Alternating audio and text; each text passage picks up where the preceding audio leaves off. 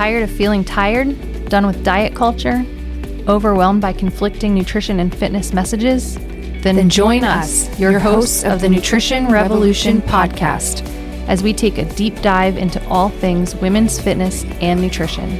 I'm Kimberly. And I'm Tabitha. And together we are debunking diet culture myths and giving you the tools you need to finally see the results you're looking for. It's time to revolutionize your nutrition and training. All right. Hello, everybody. Feels like it's been a while.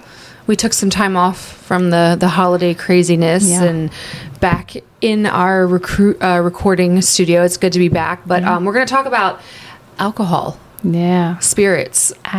Alcohol. Which it is crazy. Alcohol consumption is at an all-time low. Yeah. Yeah, consumption rates are declining in this country. Finally. Which is, I know, right? It's like, I'm like more and more all the time. I'm talking to people. And for so many years, I was like the oddball that was like, I don't drink. I don't drink. Yeah, my husband and I don't drink. And we were...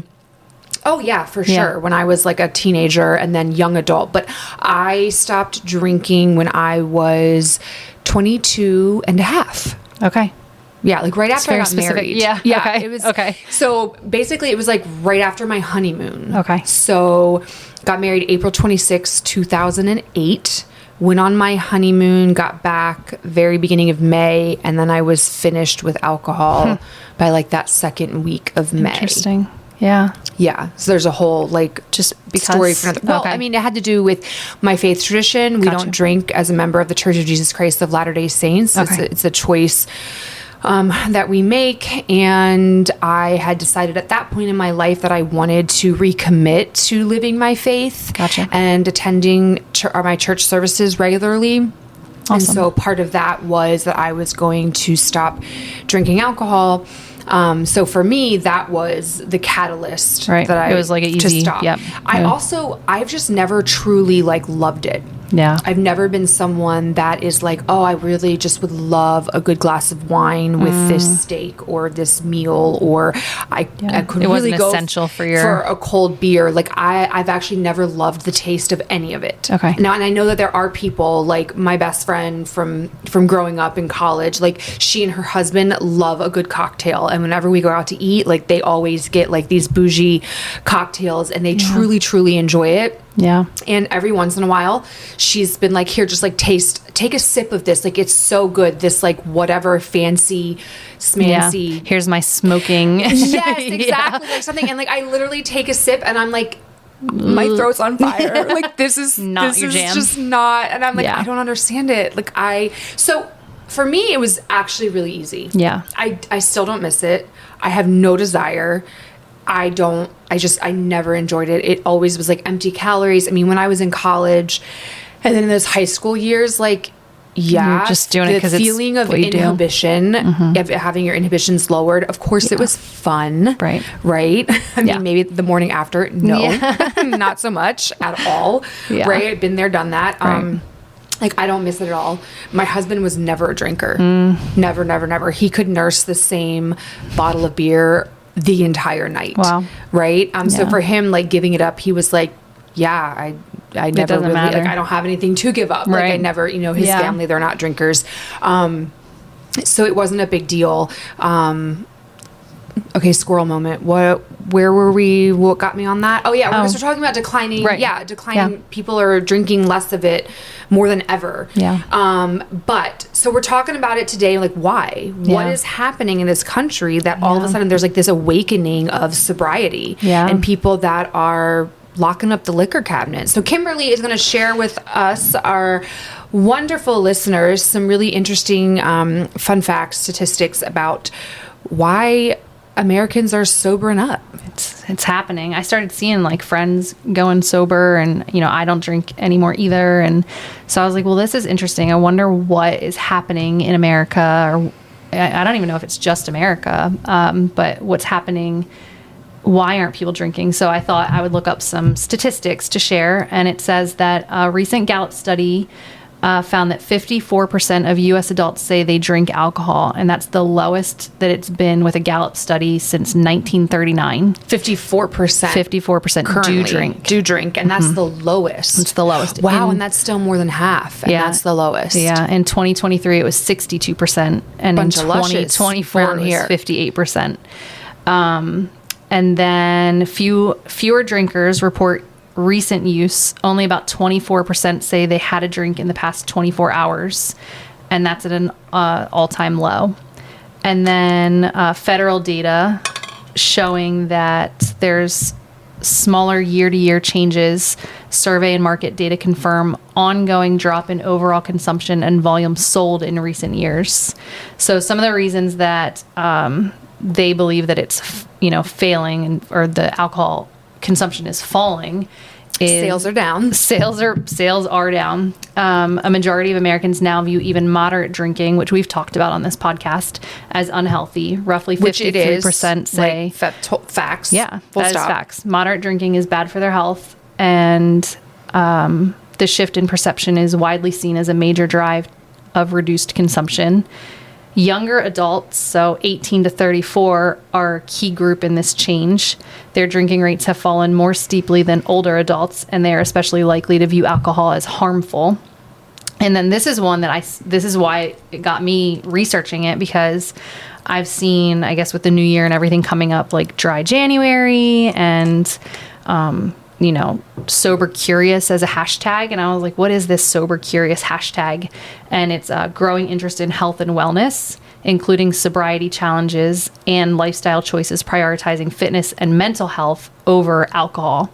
And there's been a major boost in non-alcoholic beverages. So like Athletic Brewing Company, and I feel like even just like seltzer waters, like there's alternatives to hard seltzers. So like when you go out drinking or going to the bar or whatever, you don't always have to have alcohol. Like we'll go to see a band play, and most of the bars now carry like Liquid Death or like some sort of seltzer water alternative. Or they'll have a fancy mocktail. Yeah. I can get behind a mocktail. Yeah. A yummy mocktail. Now, I will say from a health and wellness perspective, you do need to be a little careful because those mocktails can basically just be like, a grown-up,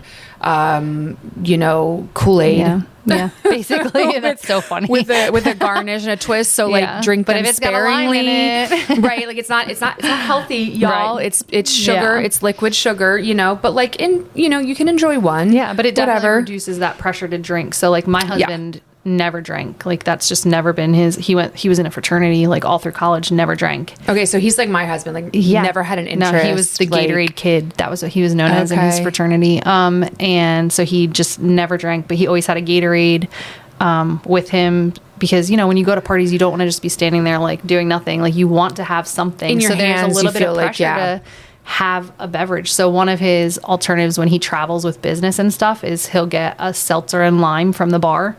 And nobody knows any different, right? So it's just, you don't have to have the alcohol. I would always just do, I would get a glass of Coke. Yeah. Like I would just drink, or my love affair with Coke Zero. Like, so I do that. Here? Then the other one, which I totally can see, is the economic and lifestyle factors. Like people aren't spending the extra money on alcohol because of the economy and budgets and prices of everything. Wild. Is like crazy some expensive. Of these like bougie cocktails can be like $14-15 a pop. Yeah. Like what? When we quit drinking, my husband was like, "Oh, going out to eat is so much easier now because you're not ordering alcohol, and so it's cheaper." And then another factor that I thought was really interesting, and this is one that I'm like, yeah, I could see that, because during COVID, I was still working at a gym, and so a lot of the people in our community, they were like drinking by 3:00. Like, well, I work from home now, or I'm home all the time. So I have like wine at 3:30 and start cooking dinner. And alcohol during COVID became such a crutch for people to get through their day, right? Like a coping skill. Oh my gosh, I survived teaching my kids today. I'm going to have a wine. Treat yourself. Yeah. And then post COVID, they were going back out in the world and realizing how addicted to the alcohol they were. So getting through their day, they're like, why am I craving alcohol at 3:30? You know, like it becomes something addictive. And so people got nervous that they were, you know, becoming alcoholics or being addicted to something that they had no control over. And so that is starting to decline. People are like, all right, I'm going to give up the alcohol and I'm going to go to the gym, or I'm going to give up the alcohol and go start working out and moving or doing whatever, finding alternatives to that. So it's interesting. Which I applaud them. For sure. To recognize like, okay, this is not super healthy. Yeah. Need to replace it with something that's better for me. That's not easy to do. Yeah. So, hey, hats off to you if you're listening and you're like, oh, that was me. Yeah. Like, good work. I quit drinking when my son, obviously when I was pregnant, quit drinking. And then I never really picked it back up after having him. Like I would have kind of like you, like, oh, my mom would be like, oh, I made this cocktail, have a sip. And then I would have like a bourbon with my dad on Christmas Eve. And then really kind of now it's still like, I just never really started drinking again or got interested in drinking again. And I had health benefits from not drinking. Like my face wasn't getting blotchy. I used to get like real blotchy when I was out in public or talking or whatever. And I don't get like blotchy skin anymore. I don't wake up feeling like a headache and my stomach hurting. There were a lot of health benefits when I quit drinking that I was like, are these related to like just going out and having a couple drinks? Like that can't be possible. Like I'm not an alcoholic. I don't drink that much. I'll drink on the weekends, but like this can't be related. And then when I would have like a sip here or there or have like a glass of wine, I would have like horrible headaches. And I was like, man, this really is just that little bit of alcohol every once in a while was negatively affecting my health. And with autoimmune disease, all my autoimmune disease people are like, you don't do anything that is going to make that worse. And so I really committed to just taking it out of my diet. And it's been almost 11, 12 years now that I've had really any alcohol. Yeah. So, well, and then this is where, you know, because I'm always like, oh, the devil's in the dose, right? And like dose matters, but outcomes aren't neutral either. So like even moderate and light to moderate drinking raises inflammation. We know that sleep fragmentation, interruptions in our sleep starts at surprisingly really low doses. One drink. One drink. Even in young people, young adults, one drink will mess with your sleep, and you will have disruptions in your REM cycle and your slow wave sleep, which is that restorative sleep. So your heart rate and your cortisol will stay elevated overnight. So your quality sleep tanks. Your even one drink will hijack your neurotransmitters. So you'll have what's called rebound anxiety or the hangxiety. Worsens your depressive symptoms, your mood swings, you're more irritable. It's often alcohol. Sometimes people will be like, oh, I had like a really hard, stressful day. Like, for example, the whole, like, I survived, homeschooling my kids during COVID. Right. So I'm going to have a glass of alcohol, but actually, so as stress relief, but in actuality, it magnifies the stress baseline over time. So over time, your anxiety is getting worse. So the mental health impact, those outcomes, they're not neutral, and it's as little as one drink can impact your health in a negative way. So it's not just like, oh, I'm a light drinker, I'm a moderate drinker. The negative impacts on our health are found in as little as one drink. Right. So the best dose is no dose. Yes, absolutely. When it comes to alcohol, the devil is in all the doses. All the doses. Every dose. The devil's in every dose. Every drink, I mean, the a little devil's sip in there. here and there, I guess. But But I remember during... And sorry to interject. Yeah. So what I'll say to that is, if you're still someone that's like, well, I really love my alcohol and I love a good cocktail and I maybe have one or two a week. Listen, I'm not here to judge you. That's not my place. You're a whole grown adult. Like, you can make your own choices. We're just here presenting information, and the science doesn't lie. So like, I'm not going to argue with you about your choice to drink or not to drink, right? Like, this is the science of what alcohol does. It dehydrates us. It interacts with it disrupts our sleep. It interacts at the cellular level and messes with our brain activity, right? We're not going to debate that. That's science. Those are facts. But if you're still like, okay, but I'm going to enjoy an occasional drink and you're just going to have one or two, so be it. Know that this is going to happen. Right? And understand the side effects and Yeah. Move on. It's like when people continue to smoke, right? Like they know smoking's not good for them. Same with alcohol. And I think it's becoming more and more studied and researched what alcohol does to the body, even in small doses. And so, the science is there. Anyone can look it up, and it is a choice. I was going to say, I had people make an informed choice. Yeah. I had people who would, go their whole day eating really healthy, and then they would have what they called a nightcap. Like I'm going to get ready for bed, and I'm going to have like a little bit of bourbon or whatever. And then they would complain about not being able to sleep. Like, I can fall asleep. It just helps me fall asleep. And they would fall asleep, but then they were waking up at like 3:00 in the morning and not able to fall back. And so one of the things that those nightcaps do is it messes with your blood sugar. And so when you're, able to fall asleep, your blood sugar is spiking throughout the night. And so you're waking up and not being able to fall back asleep. So it does mess with your sleep function. Also increased cancer risk, brain effects, what you kind of talked about, like that memory and attention. This one was interesting, was irregular heartbeats and stuff, which I haven't really studied too much into that, like having heart rate issues with just even a little bit of alcohol.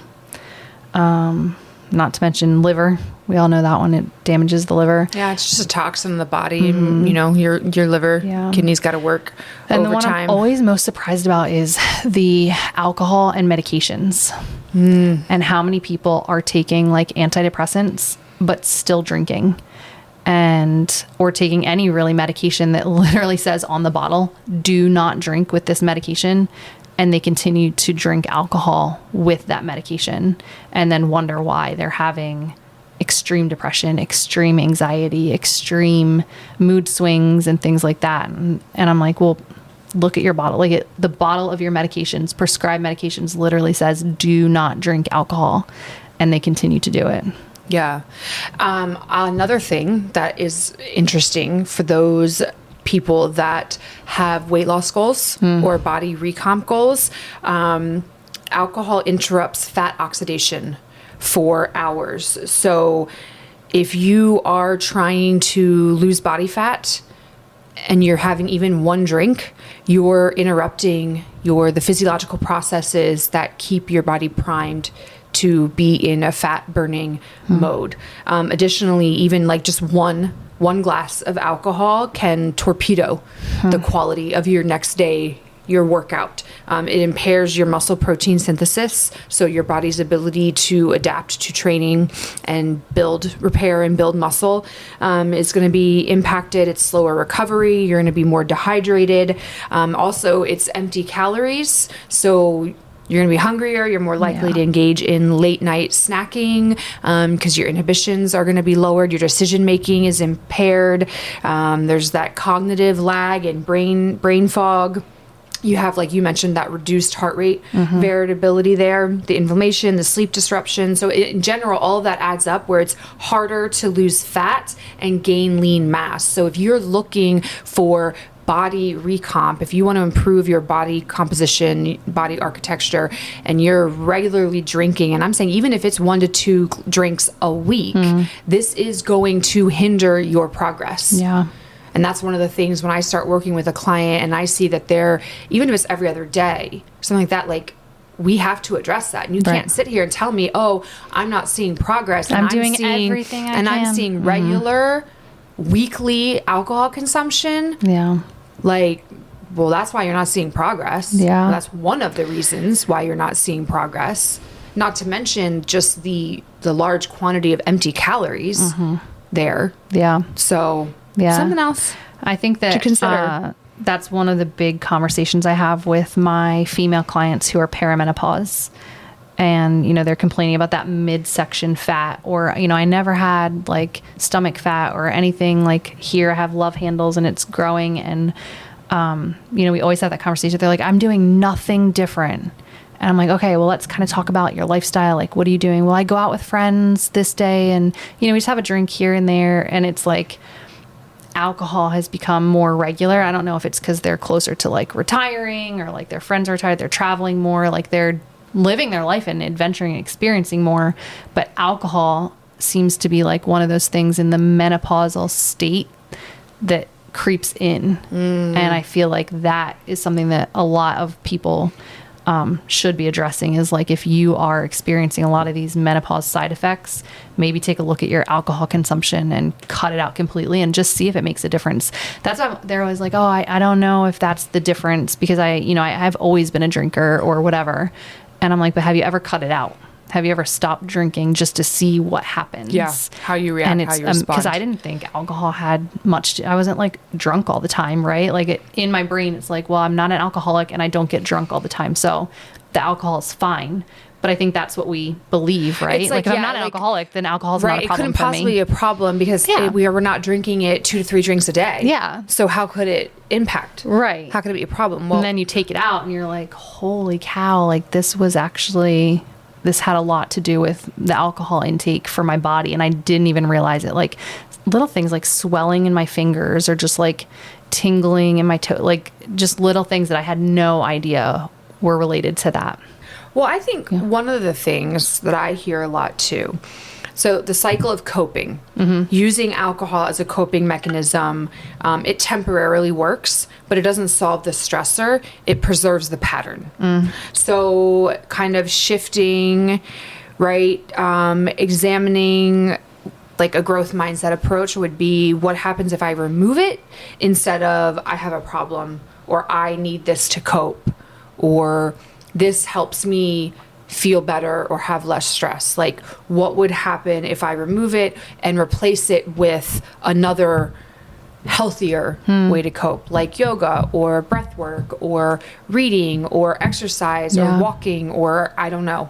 There's got to be something else. Right. So finding different coping strategies that are maybe healthier to address the stress too. Yeah. Finding other ways, to have fun, to feel joy, silliness, pleasure, and have fun, experience fun without the alcohol would be what I would encourage listeners to do. I don't think that not drinking is not missing out. I think it's opting into feeling better.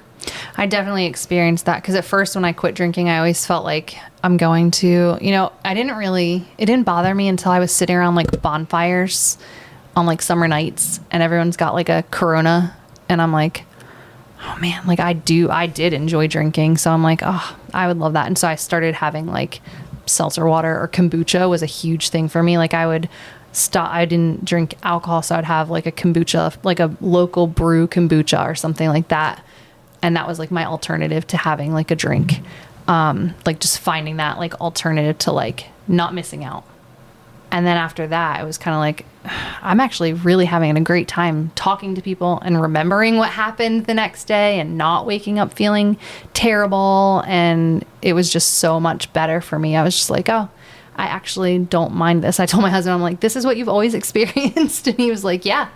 Like, it's really nice actually remembering everything you did, being in control of your body, and then not feeling like you have to do something that you didn't really want to do. Yeah, love that. Yeah. All right, give it a try. Yeah. Let us know how it works for you. I'm also interested, like, are you sober already?